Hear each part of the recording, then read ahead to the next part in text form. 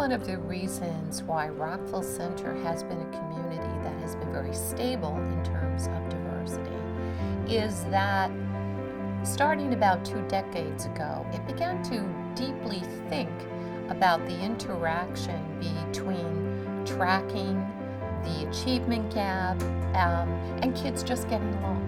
I think the real challenge is to embrace the diversity.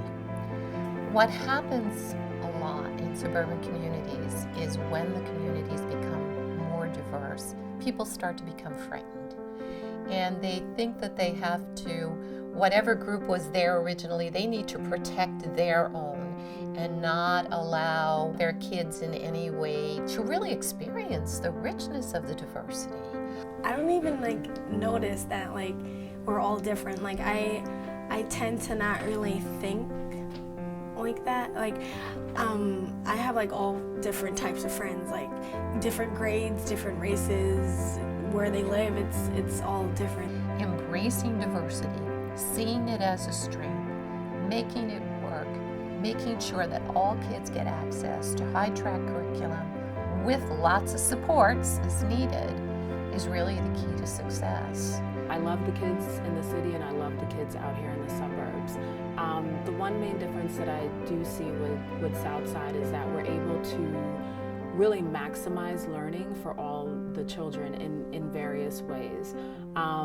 Kids in the city are definitely motivated, but I feel may not necessarily have all the resources and are certainly deserving of it, but for whatever reason, that's the equity is just not there. With the inclusion, you see that you have to differentiate your instruction. You have to meet the needs of the learners where they are.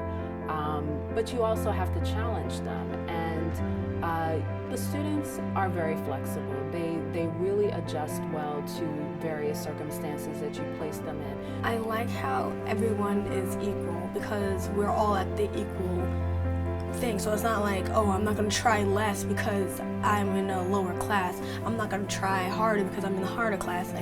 We're all it's in our hands to apply ourselves. So Southside has extra help every single morning.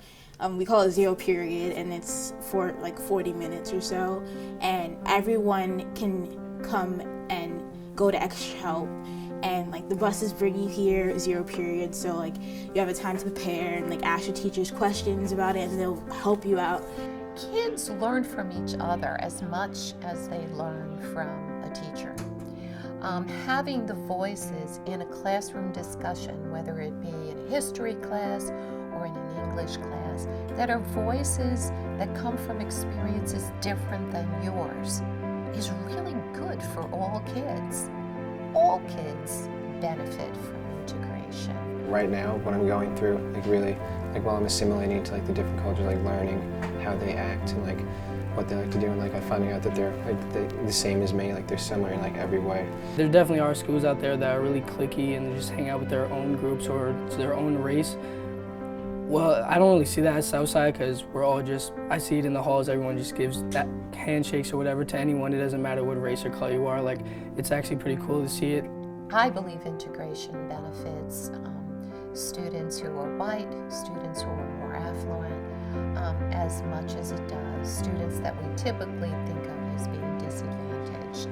The kids at Southside are more prepared for a diverse world because they have learned to listen to the voices, and they have learned from the voices of those who have lives that are very different from their own. When I was in school, I always didn't feel like I fit nicely into a particular group. And being here, it's a world of difference. I feel like I'm more comfortable with different people because of the fact that I am in a school that's diverse. We've seen achievement rise, we have not seen it go down. We still see our high-achieving kids get into great colleges. Our IB scores have stayed high. As we become more heterogeneous, we've become more ingenious. And all kids have really prospered from that experience.